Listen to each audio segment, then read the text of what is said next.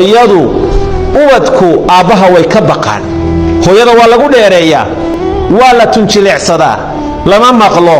waa la weef cafciliyaa waa lagu dhaga adag yahay laakiin odaygu burka ka soo horeeyade sheekada ma aqbalaya isagu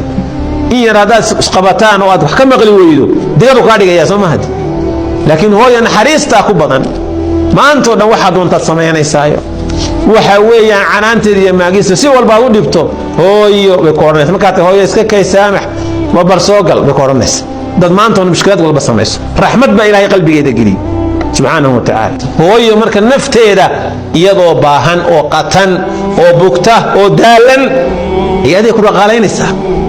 iyadoo qatan bay waxa la helo adiga ku siinaysaa gaajay ku seexanaysaa waa ay qofkay ka soo roobi karayso aan hooyo ahayn qofkay ka soo roobi karayso waa ay iyadoo haraadan